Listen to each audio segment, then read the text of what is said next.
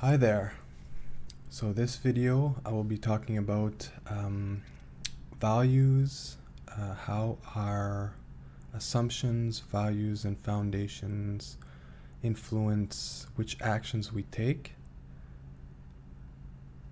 I call this,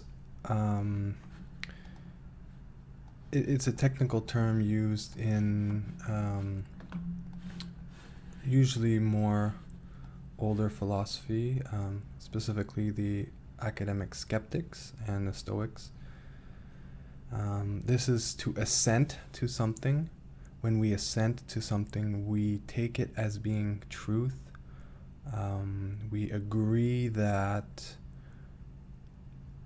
this reasoning or this thing is true or at least valid for us.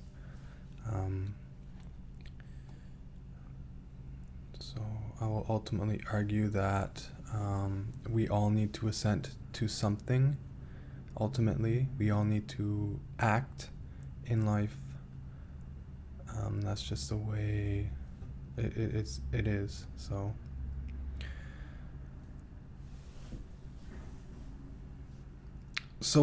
we all go about in the world. We do things, we make decisions, we perform actions. Even me just sitting here now, performing the action of recording this video. Now, there's a motivation behind this, which stems from the values that I have, and which means that I need to have assented or agreed on something as a truth from my values before the action takes place. For any action to take place, we need to assent to an underlying assumption as true. So let's say I feel an itch on my nose. The action is to get up and scratch it. So I assented that the sensation of the itch on my nose is true, and I also assented that moving my arm in order to scratch it will relieve this itch. So there's two assents there, two main assents there for that action to take place. So even something as simple as scratching your nose, there's assumptions behind it. So our base assumptions influence our values, and our values influence our behaviors, which actions we take. So what we do is in part of what we assent to, what we subscribe to or believe in. So a relevant example for an assent is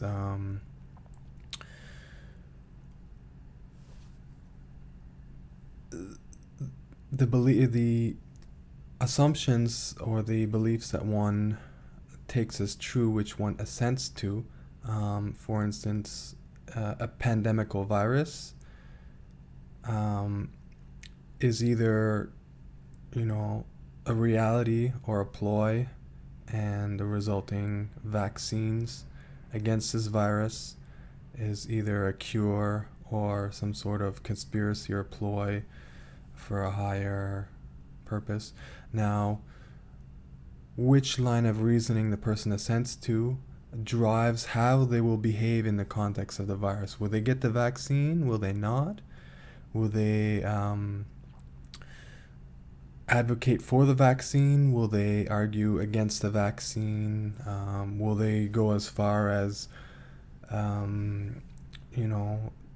being a terrorist, destroying vaccines?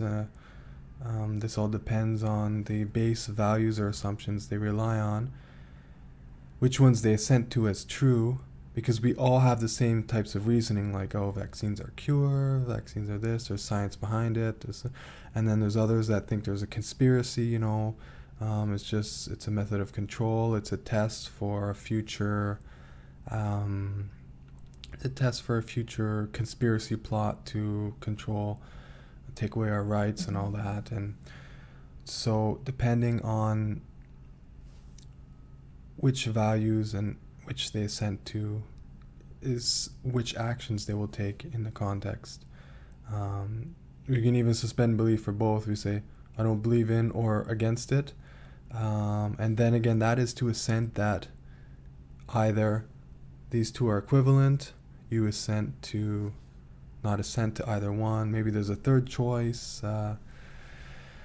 So that was an example.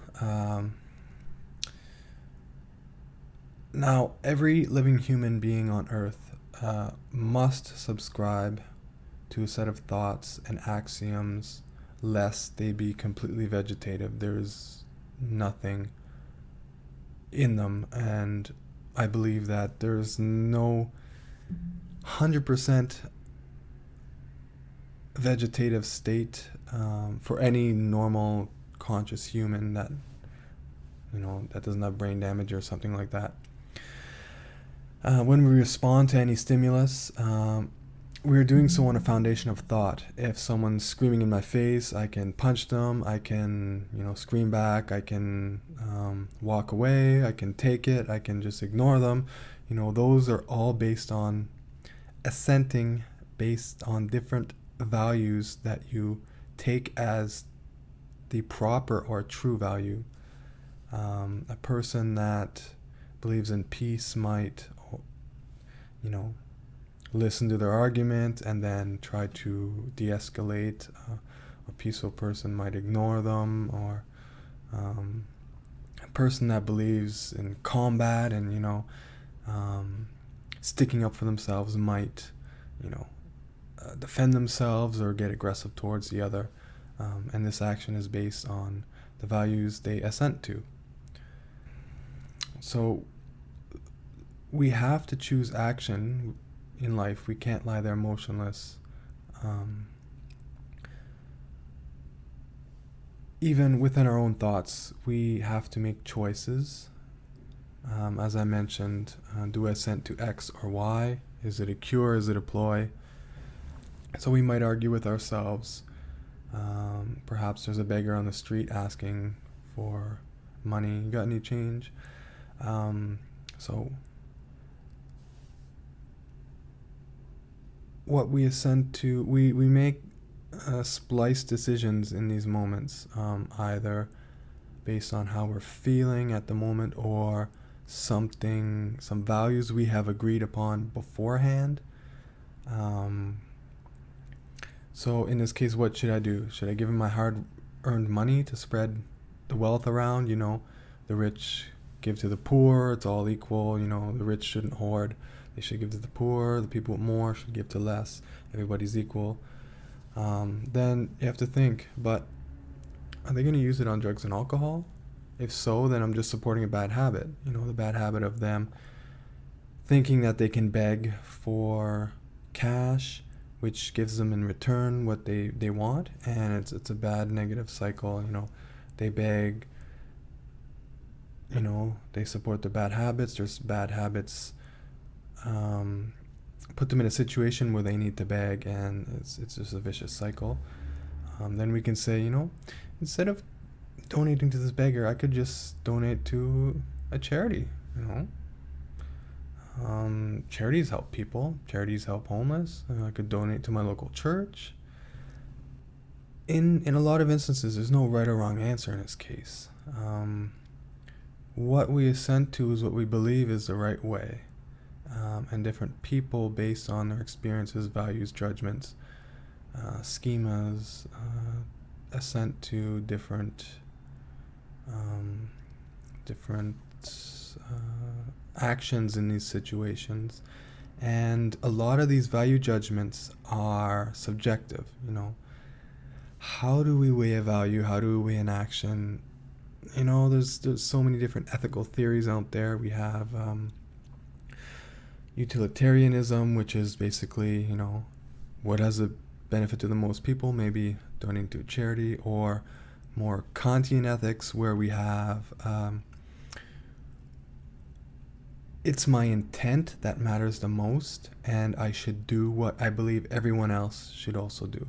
So if I believe, a person's asking for help, you can't ignore a human in need. So, you give them money. That's more along the lines of Kantian ethics. And ethics are not right or wrong. There's no right or wrong ethics. It's which one we ultimately assent to. So, a charity can help many people, but if I give money to the beggar, it might buy him a small meal, a couple of beers, or a dose of the poison of their choosing, and it would make their day. We'd have a happy beggar. So, like I've been mentioning, one must ultimately assent to something. Even the concept of Buddhism, who I'm not an expert on this. I really know not a lot about Buddhism, but what I do understand is Buddhists like to just be, and they don't really assent to any worldly stuff. They just are.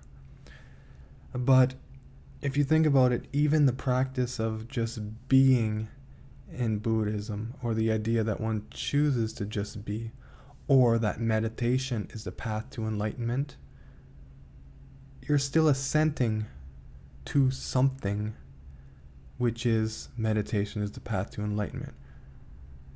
So your to just be is founded on a principle which is still tied to this sort of worldly existence.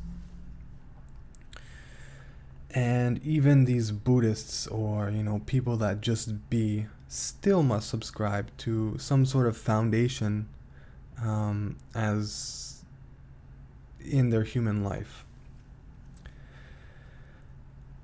And so if we go back to some ancient philosophy, the academic skeptics argued that the wise man does not assent to anything. They believe the sage, a truly wise person, does not accept anything as true. They suspend judgment on anything. But then again, that poses problems, because they're assenting that the wise man's foundation is not to assent. So there is still an assent to not assent. In a sense, it's a paradox. Like I said, there's an assent to not assent, and it was the Stoics. The skeptics were replying to the Stoics, and the Stoics replied back to the academic skeptics. And they showed this to be contradictory. The Stoics said that, well, the wise man does not take any action. It's impossible for him to take an action, including the action of an action. So they said that this is, it's a paradox. And we also see this in Socrates' famous quote, "The only thing that I know is that I know nothing." And, there's arguments against this, because Socrates also, in this quote, subscribing to a foundation. And the foundation is that you know that you don't know, and which is also a paradox. This is also the argument against it. So if you're saying that you know that you don't know, that means you know something. You're assenting. And in essence, this is when you know something, you're assenting to something. So he's assenting that he knows nothing. So there's at least, in every living human, there's at least one assent that has to be present, which is the foundation of all behavior and action. And so even if I decided, I just decided, in 30 seconds, my life, I'm going to do nothing. I'm not going to assent to anything. I'm not going to move. I'm not going to blink. I'm just going to lay there and do nothing. And you know? So even if I do that, I'm assenting to not assent. And this is the crux of it. I think this is the deepest you can go into it. To assent to not assent. And that means basically, in the sense of it not being a paradox, is if we rewrite this, the wise man does not assent to anything. The wise man assents only to not assent to anything else but this assent. Now, that's just a bunch of logical mumbo jumbo. It's not really the point of this vlog here, but it's a little bit of philosophical logic. But we'll move on here. The last thing I wanted to talk to is that people aren't often aware of what they assent to. People behave, they go out in the world, and people believe they're doing the right thing, or they're doing what they need to do, or they're doing what's supposed to be done. Nobody really is 100% controlled, in a sense. We're not robots. We have free will, we have a consciousness, we have self-reflection. People can be manipulated, but then we're still assenting to do these things. We ultimately have free will of action. If someone says, do this, you don't have to do it. They have power over you, they have influence over you, but ultimately you do not have to do it. So the reason why people aren't often aware of what they assent to is, we're born into this world as kind of a blank slate of sorts. I mean, we do have innate abilities and, things. We have senses and all that. We can vocalize. But what happens is, as we grow up, we gain experiences, our interactions with the world. But a lot of our values are culturally inherited, meaning first our parents teach us values, in turn taking with babies, feeding, we're teaching them about pleasure and pain, satiation of pain. When the baby's hungry, it cries, you get feed. There's sort of like a conditioning there, maybe a subconscious assent to things. The baby says, oh, I'm feeling this way, I cry, and they get fed, and they're satiated, and then as you grow up, teachers, friends, the media, children are like sponges. They absorb things. They say, why is this? They're told why that is, and they believe that's the way it is. There's not many children that are thinking children, which go deep back into the values. That just say, the human body is made up of cells, and they say, oh, I'm made up of little microscopic particles, and they don't really realize, cells are, made up of molecules, of atoms and stuff, and that the concept of atom is actually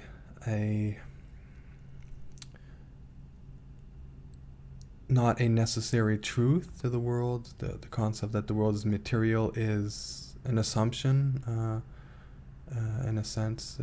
There's no way to prove that our world is completely material. And children don't really go back this far back and think about stuff like that. They just accept things, and it writes to their hard drive, so to speak. And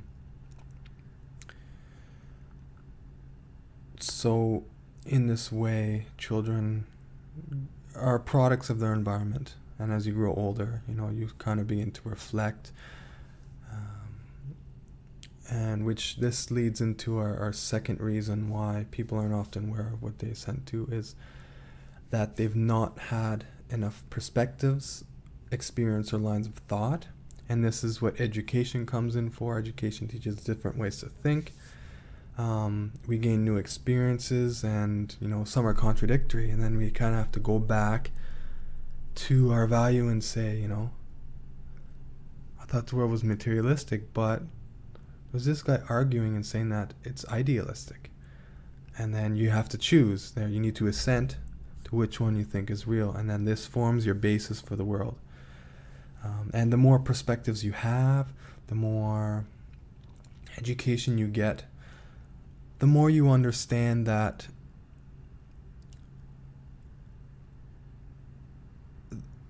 we need to choose. That there's not just one way of looking at things. There's many perspectives, and we need to assent to something. And this opens us up. So people that don't get exposed to enough perspectives, how do people grow up? They grow up in their culture and their values, and they stick to those. Whether it's racist tendencies, growing up in a white guy's neighborhood who, were mistreating, other races. And it sticks with them, and even as they grow, they still have that underlying tendency there. And people it takes a lot of energy to change, and to expand your horizons. You need time to think, and there's people, they go, why should I think about this? This works. It works. My values work. I'm getting out, and I'm working, I'm getting money, I'm buying a house and this, and I'm being fed. Why do I need to think about anything else? I'm successful. And just because you're successful doesn't mean it's the only way to think. It's the only thing out there, and success is itself a human concept. So they've not been exposed to enough perspectives. They choose one which was culturally inherited, and they go with it, and they behave that way, and they get through life. And what I also mentioned about in number 2, number 3, people don't take time to analyze their sense or values. This comes with age and time. As we gain experiences and stuff, we analyze more and more, but to which point we analyze. And people usually don't go down. There's many levels to analyzing. You analyze, I usually say level 1 is your value. Level 2 is when you start to analyze that value, or you compare value 1 and value 2, which are contradictory or kind of contradictory. You go to level 2, which steps outside and analyzes them. And then you can go to level 3, which is analyzing your analysis of them. And you can go, there's many levels and recursions to this. But it takes a lot of energy and time, and it's not very practical. Once you get to level 2 or 3, you don't really want to go down the rabbit hole that deep. There's no real practical use for it. The world is regular enough, and we're good enough using heuristics and our split-second reactions. Things go smoothly. Often it's people with trauma or difficulties that take the time to analyze. If they think their life's a failure, they're not living up to their own expectations. They start to analyze, am I doing the right thing? Are my values right? Can I change my values? Maybe you were in a relationship for a long time and find out they've been cheating on you for years. That's a big blow. That's trauma. And it changes a person. You go back to your values, you analyze them, and you come out changed. You're different, because something has to change, because, what you were doing was wrong in a sense. But, yeah, so I see we're at 25 minutes here. I don't want to spend an hour discussing values and assumptions. This was meant to be a quick 10-15 minute chat. I'll give a quick summary here. So we go through the world. We all have values, and assumptions and things we assent to, and this, any action or behavior we take is based on the internal values and assumptions. I mean, we do have natural instincts. When I'm scared, I might swing at somebody. That's,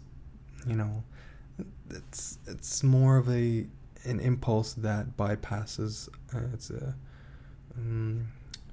survival instinct that surpasses our cognitive thought. We all need to assent to at least one thing. There's one thing we need to assent to, which, and what we assent to, what we believe is true, is which drives our values, which drives our behaviors and actions. And so if you really want to understand a person, and kind of what the Socratic method is based on, is to look into the reasons for things. You reason their judgment, and then you reason their reason for their judgment. You reason the reason for the judgment, and you drive them back down to their ultimate assent.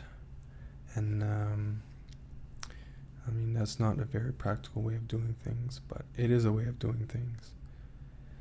Anyway, so that was my philosophical ramblings on, values and assent and, action. So I hope you enjoyed this conversation, and if you like this material, always like, subscribe. It's a staple on YouTube. Stay up to date with my next videos, and we also have a blog, which is in the description. You can join if you like this type of philosophical ponderings. So anyway, I'll leave it here, and cheers, and keep an open mind.